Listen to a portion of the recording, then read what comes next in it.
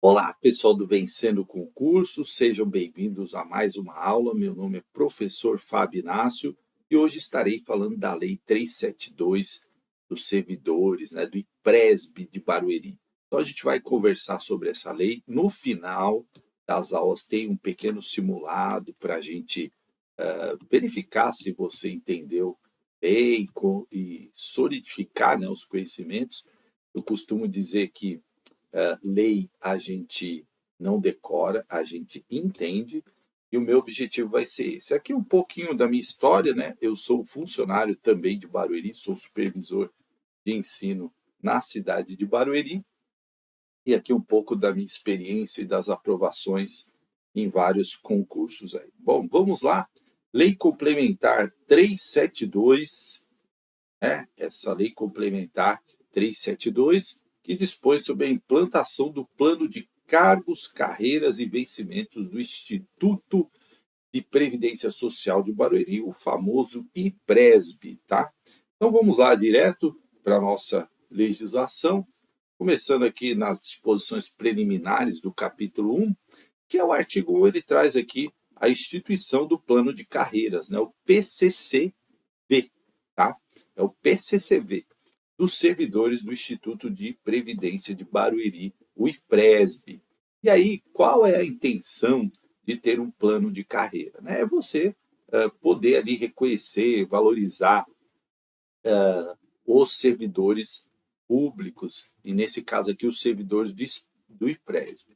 Então, quais são os princípios? É importante você anotar, porque princípios é uma coisa que sempre cai. Eu falo para o pessoal, Princípios sempre cai, por quê? Porque é o DNA da lei, Então, é uma racionalização da estrutura de cargos e carreiras, para que a gente tenha aí realmente as carreiras e a organização do IPRESB seja o melhor possível. Inciso 2, reconhecimento e valorização do serviço público pelos serviços prestados, pelo conhecimento adquirido e pelo desempenho profissional. Então, tudo isso vai ser considerado. A formação, a forma que você trabalha, as avaliações, o seu desempenho, para que você possa evoluir na carreira dentro do poder público e, obviamente, melhorar a sua remuneração também. Isso foi colocado porque, a partir da Constituição de 1988, gente, você só pode mudar, de cargo dentro do poder público a partir de concursos. Então, aí você entra lá numa função. Então, aí, como é que você vai evoluir ali? Dentro do plano de carreira, Estímulo ao desenvolvimento profissional e qualificação funcional, tá? Então, é importante entender isso. Eu entrei num cargo técnico lá no IPRESB, eu não vou, para eu me tornar analista, eu preciso fazer outro concurso. Mas dentro do cargo técnico, eu posso ali evoluir na carreira e conseguir melhorar a minha situação, Fazendo cursos, tendo um bom desempenho nas avaliações. Então, artigo 2, para os fins desse ato normativo, considera-se. Então, traz mais definições aqui do que é, por exemplo, o servidor público. É a pessoa legalmente investida em cargo público, provido mediante concurso. Tá? Aí servidor público. Cargo é a unidade laborativa com denominação própria e número certo. Eu já expliquei em outra aula que todos os cargos das prefeituras, dos institutos, das câmaras, eles são criados com uma denominação e tem tal um descritivo do que faz o cargo e um número certo. Por isso, muitas vezes as pessoas falam assim, mas por que não chama se está precisando? Às vezes, a prefeitura ela tem lá, sei lá, 30 cargos daquela função. Ela não pode chamar 31, 32. Para ela chamar 31, 32, ela teria que fazer um novo projeto de lei, aumentar o número de cargos, para justificando, colocando toda a questão orçamentária, para poder chamar novos servidores. Então, por isso que a gente fala, cada unidade laborativa ela tem denominação própria, número certo e que a prefeitura pode chamar, tá?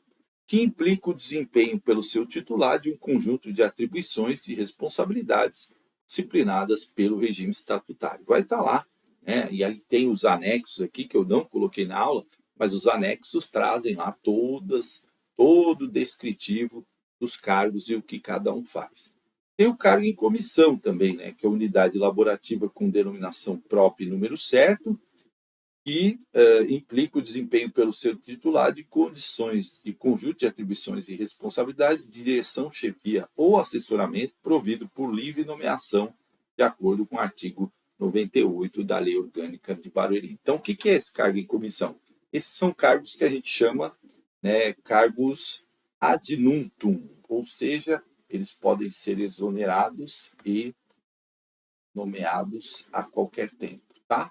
São cargos de confiança, né? Então, o prefeito pode, aí no caso, o responsável pelo presbe, né?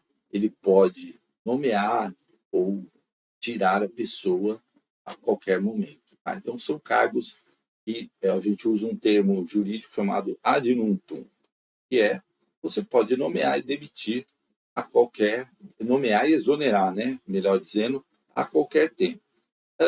Diferente do cargo público provido mediante concurso, que para você demitir uma pessoa, existe uma regra. E aí o que eu falei na outra aula, demissão não importa punição. Então, para a pessoa ser demitida, ela tem que cometer ilegalidades contra não atender às regras de trabalho, ter uma péssima avaliação, tá? Bom, função de confiança, unidade laborativa com denominação própria e número certo, que implica o desempenho pelo seu titular de conjunto de atribuições e responsabilidades, direção, chefia, provido por designação do servidor de título de carga efetiva. Aqui é diferente, a função de confiança ela é dada ao servidor efetivo. É uma chefia, né? Uma direção, uma assessoria, mas essas voltadas para os servidores efetivos. E aí, claro, a função de confiança ela pode ser tirada a qualquer tempo, porque ela é de confiança. Então, a pessoa pode chegar lá e falar, não, agora vou colocar outra pessoa, né? Agora, a pessoa que está e é titular, ela volta para o seu cargo, ok? Bom, carreira, né? Estrutura de desenvolvimento profissional, funcional e profissional, operacionalizada mediante progressão vertical e horizontal. Então, nós vamos ver que existem dois tipos de progressão, a vertical e a horizontal. Dentro de um plano de carreira, você vai evoluir. Imagina o seguinte, você tem uma tabelinha, né? Aqui, ó, uma tabelinha assim, aí tem lá várias células lá onde está vários salários e a carreira lá. Você começa aqui, tá? E aí você vai evoluindo até chegar na outra extremidade. Aqui é o maior salário, tá? Então, como você evolui tanto na horizontal quanto na vertical, as duas posições você vai evoluir, né? Pensa numa tabela de Excel.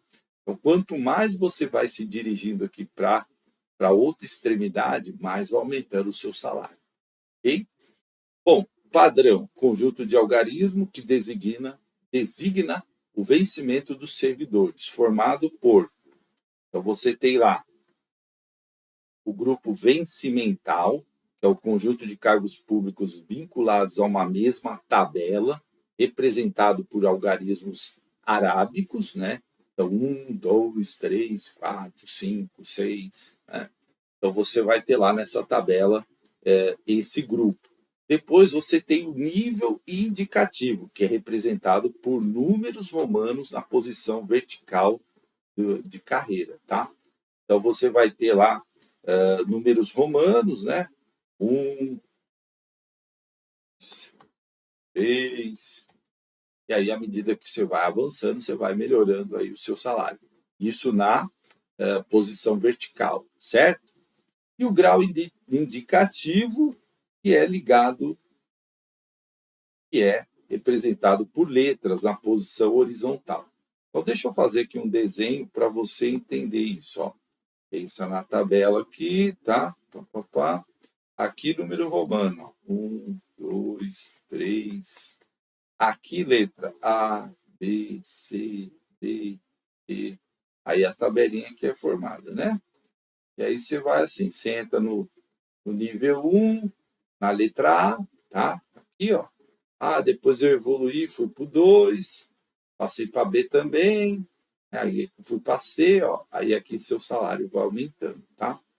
Então, é nesse sentido que você pode evoluir. Você pode evoluir tanto horizontalmente quanto verticalmente, certo? À medida que você vai evoluindo, você vai ali aumentando a sua remuneração. E a progressão vertical é a passagem do servidor de um nível para o outro imediatamente superior na tabela de vencimentos. Então, você está no 1, vai para o 2, certo? E a progressão horizontal, passagem do servidor de um grau para outro imediatamente superior, também na tabela de vencimentos. Então, vamos dar um exemplo. Você está na letra A, vai para a letra B. Né? Ah, eu estava na A, aí tal, evolui para B, depois para C, depois para D. Ah, aqui eu estava no nível 1, depois fui para o 2, depois fui para o 3, e assim sucessivamente. E com isso, você vai tendo uma melhora da sua remuneração.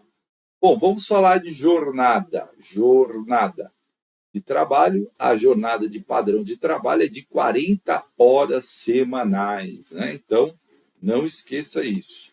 A jornada de trabalho, 40 horas semanais, certo? Essa é a jornada de trabalho. A jornada de trabalho de 40 horas semanais para os servidores nomeados em cargos de comissão e também para as funções de confiança. O IPRESB, o IPRESB poderá ser o critério com o consentimento do servidor com vista a atender o interesse público, reduzir a jornada padrão do servidor, o qual será remunerado proporcionalmente àquela jornada de trabalho, a nova jornada de trabalho. Tá? Então, existe essa possibilidade de redução e, claro, vai ter aí também redução da remuneração. Ok? Bom, o IPRESB o IPRESB poderá empregar em regime de compensação de jornada que vai atender o seguinte, ó, 1 hora extraordinária desempenhada em dias úteis equivale a 1 hora e meia no regime de compensação de jornada. Professor, não entendi isso. É compensar a jornada. Então, vamos supor, você trabalhou 1 hora a mais, certo? Então, você vai ter direito a uma compensação de 1 hora e meia. Tá? Então, se isso eu também já tive no município que eu trabalhei. Então, vamos supor, eu passei lá, eu tinha que trabalhar 8 horas, trabalhei 9. Então, eu tenho 1 hora e 30 para compensar. Vamos falar assim de, entre aspas, de banco de horas. Então, se algum dia eu precisar chegar mais tarde, claro, com a comunicação prévia à chefia, eu posso descontar essa 1 hora e meia que eu tenho, porque eu trabalhei 1 hora a mais, tá? Se for 1 hora extraordinária desempenhada em finais de semana ou feriado, equivale a 2 horas. Então, cada hora trabalhada equivale a 2 horas. Então, vamos supor que eu vim trabalhar, que eu fui trabalhar, né? Horrível. Eu fui trabalhar e no domingo. Então, levei 4 horas. Então, eu tenho direito a 8 horas de folga, né? Então, eu posso compensar até um dia, certo? Espero que vocês tenham entendido. Isso aqui é a compensação jornada que é estabelecida. Então, em dias normais, 1 hora e meia. Em dias em feriados ou finais de final de semana, 2 horas. O regime de compensação de jornada somente se aplica ao servidor que estiver desempenhando sua jornada padrão, não se aplicando às jornadas de trabalho reduzida, né? Claro, se é uma jornada reduzida, não se aplica a hora extra, porque houve ali uma redução, né? Um acordo, tá bom? Bom, as horas registradas refletem o quantitativo já convertido das horas extras, conforme os incisos, os incisos 1 e 2 do caput desse artigo. Preste bem atenção, hein, no parágrafo 3. O regime de compensação de jornada como limite máximo dentro do período de 6 meses é 180 horas. Então, é o máximo dentro de 6 meses de 180 horas. Você não pode ultrapassar isso aqui, tá? Então, as bancas costumam perguntar isso. Ó. Então, em 6 meses, eu posso ter até 180 horas, né? A mais. Não posso ter mais que isso, né? Então, esse é o limite máximo, tá? Para quê? Para não haver abusos também, né? Então, vamos lá. A critério da administração pública e consentimento do servidor, pode ser convertido em pecúlio quantitativo de 1/3 dessa jornada padrão, cujo valor será calculado o valor hora da jornada do servidor. Então, vamos supor que eu tenho muitas horas, né? Eu posso converter esse 1/3 em pagamento e não em tirar isso em outro momento, né? Então, claro que tudo isso aqui, gente, sempre autorizado pela chefia imediata do servidor. Você não pode, e eu quando trabalhava lá no município, num outro município, eu fazia muita, acabava ficando a mais no tempo, né? Eu tinha que pedir autorização para a minha supervisora para ter essas jornadas extras, né? Essas horas extraordinárias. E chegava em determinado momento, tinha um limite, então eu não podia ter mais, fazer mais horas, tá bom? Sempre comunicando a chefia prévia. A evolução funcional. Então, vamos falar aqui da, do cerne dessa lei, que é a evolução funcional. Como que, uma coisa importante para você lembrar e saber, está no artigo 10, que nós temos dois tipos de evolução. A vertical e a horizontal, né? E essa evolução é que garante aí uma melhoria, uma progressão do servidor público. Então, vamos analisar assim, ó. Artigo 11. A evolução funcional somente se dará de acordo com a previsão orçamentária de cada ano e deve assegurar anualmente recursos suficientes para viabilizar. Então, vamos entender assim. Você tem o orçamento da prefeitura, pode todo mundo evoluir ao mesmo tempo? Não. Por quê? Porque não vai ter orçamento para isso.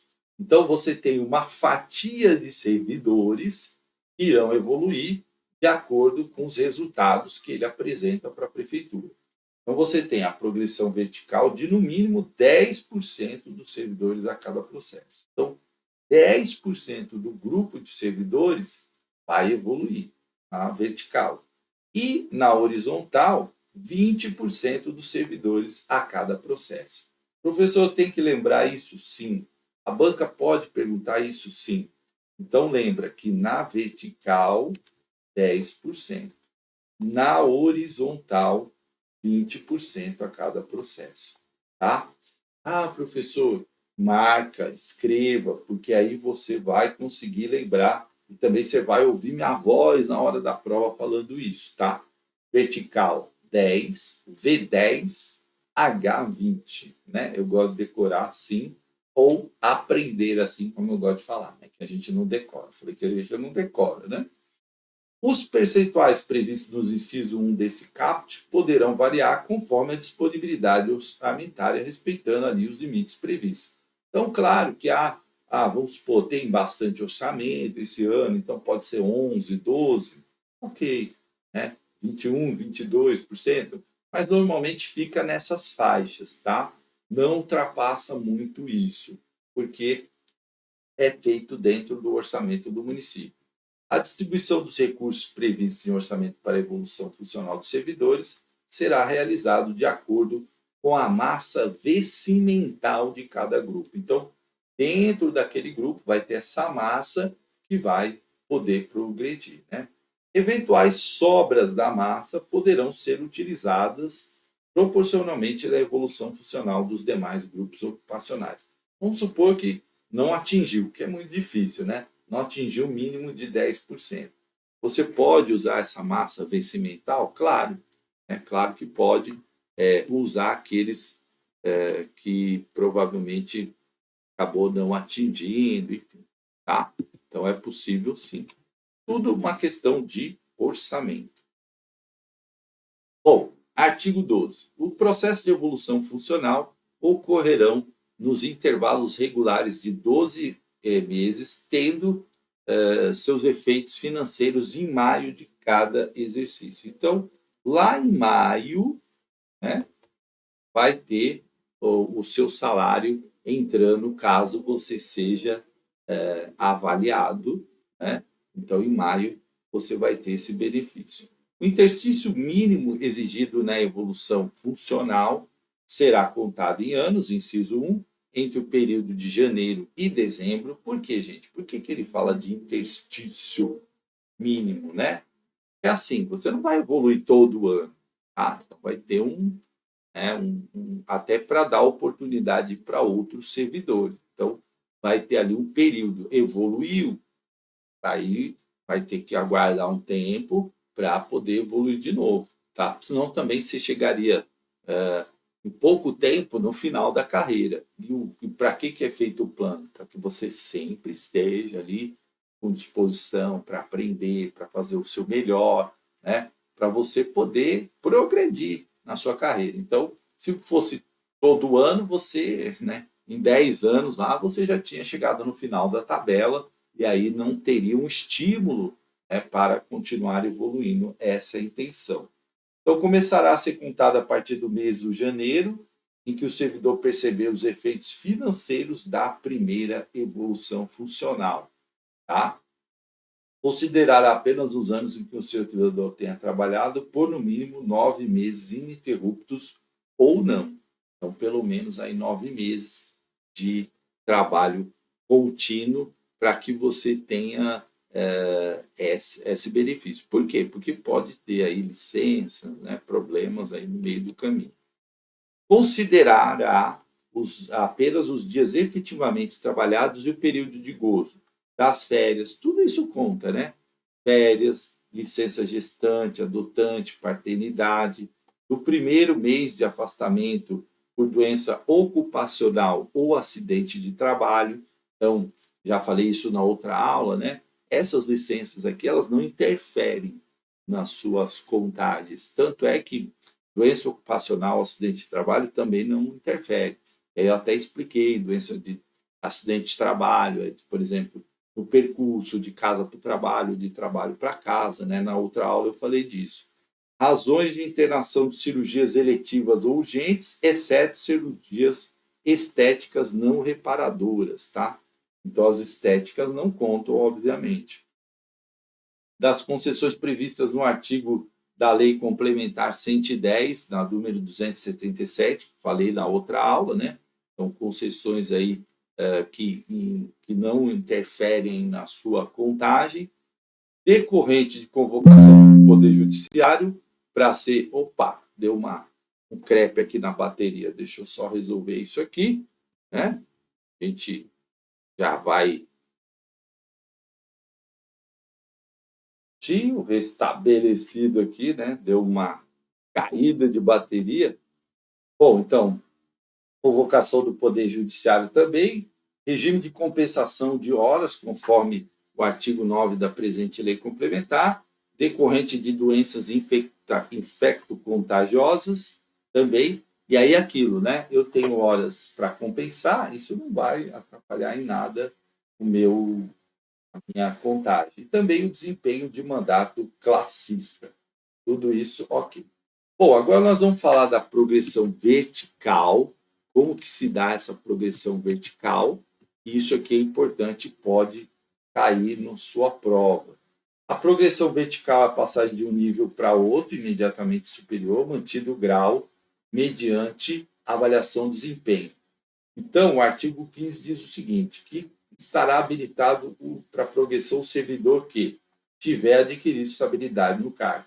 Então, o que acontece? Você faz o estágio probatório de 3 anos e tal, é tornado estável, aí você pode começar a usufruir da progressão. No estágio probatório tem progressão vertical, horizontal? Não, por quê? Porque você ainda não é estável, você não está ali você não passou ainda no estágio probatório. Como é que você já vai evoluir na carreira, né? Então, primeiro, tem que ter estabilidade no cargo. Segunda condição ali, né? O inciso 2. Houver exercido as atribuições do cargo pelo interstício de 3 anos no grau que se encontra, né? Então, para você evoluir, você tem que estar ali pelo menos 3 anos naquele grau e nível. Aí você vai para outro grau e nível, aí tem mais um interstício na vertical, tá? Na vertical. Se não tiver contra si no período interstício, decisão administrativa transitada em julgado com aplicação de qualquer pena disciplinar prevista no estatuto. Então, se você teve uma pena disciplinar, você não vai poder progredir naquele período, tá? E houver obtido 2 desempenhos superiores à média, considerado as 3 últimas avaliações de desempenho. Então, o que acontece? Todo ano o servidor é avaliado, tá? O servidor estável, ele tem uma avaliação. E aí, se nessa avaliação ele tiver lá acima da média, né? Superior à média, 2 pelo menos, tá? 2 superiores à média, consideradas as últimas 3, ele consegue se habilitar para progressão vertical, ok? E ele não pode possuir esse interstício, olha que coisa importante, falta injustificada, que é aquela falta que você não tem justificativa, você simplesmente foi lá e faltou. Essa falta injustificada, ela prejudica a sua evolução. Quem tem falta injustificada não evolui durante aquele interstício. E aí começa a contar um novo período, né?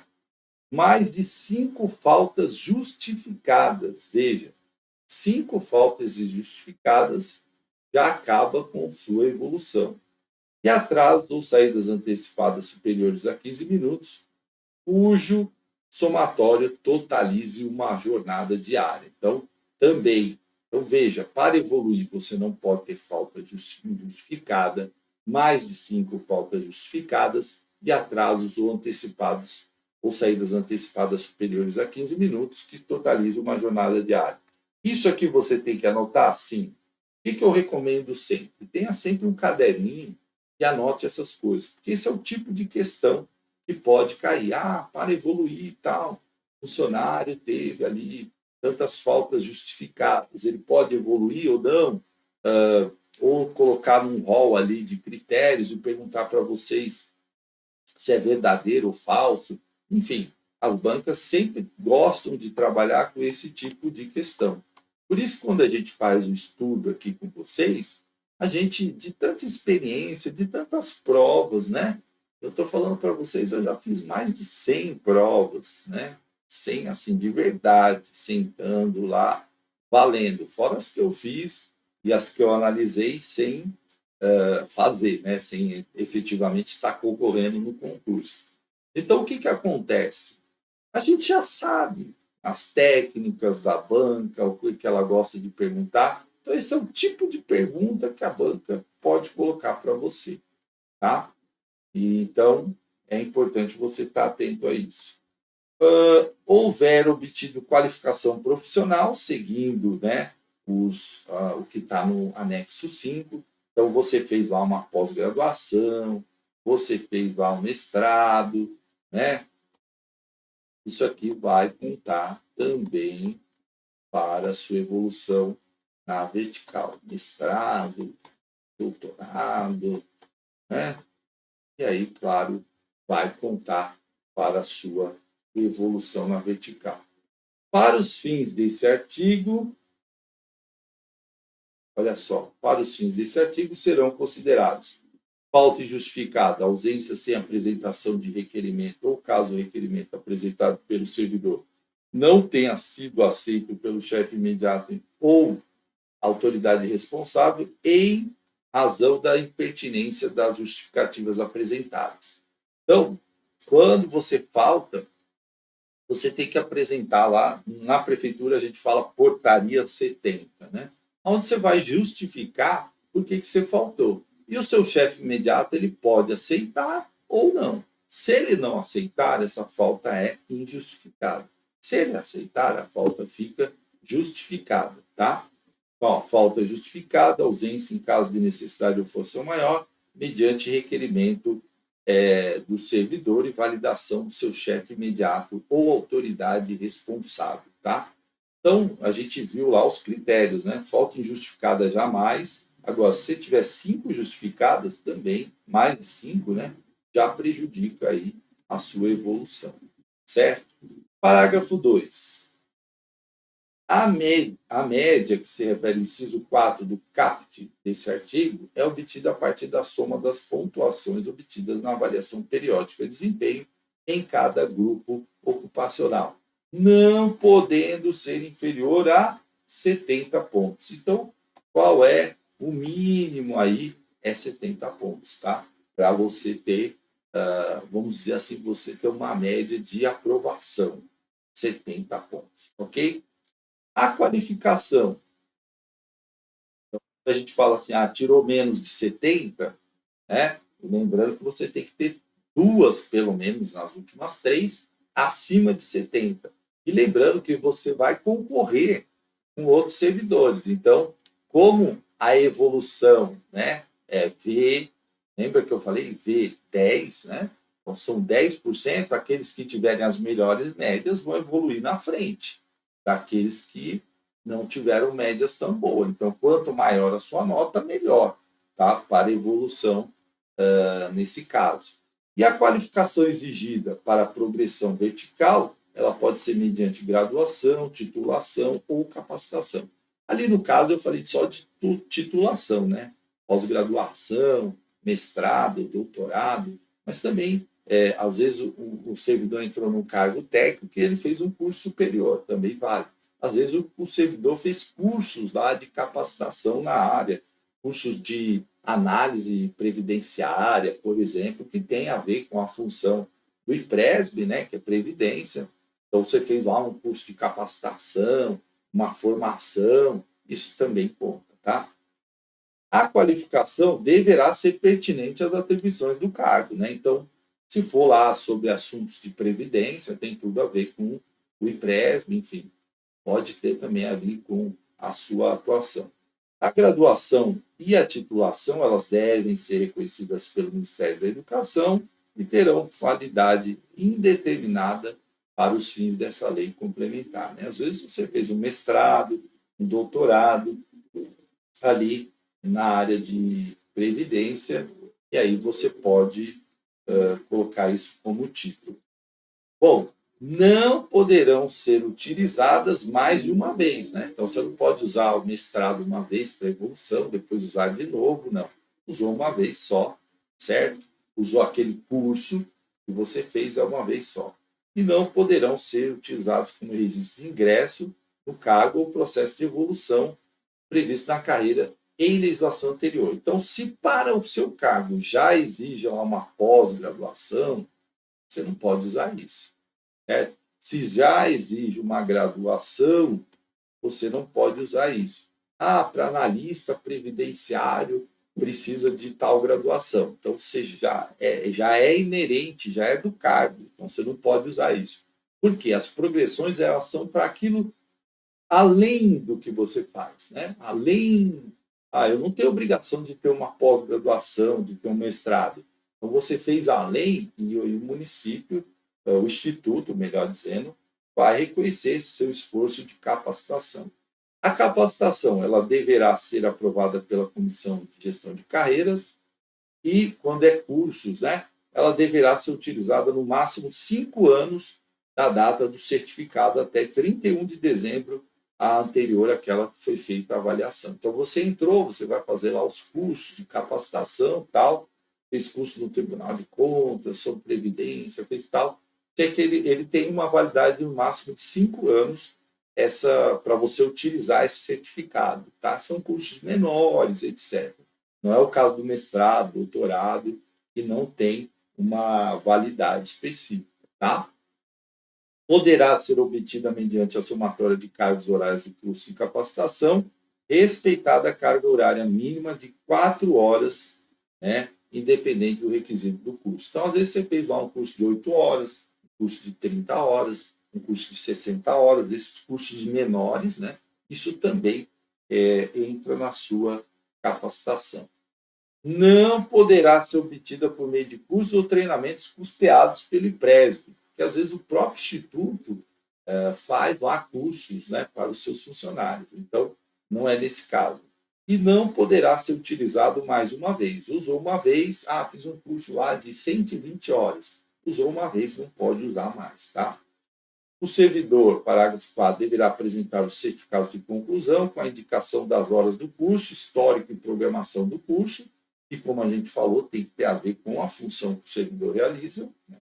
O servidor que se habilitar à progressão vertical e dela não se beneficiar por existência de disponibilidade orçamentária e financeira, poderá fazer uso dos cursos independente do prazo estabelecido.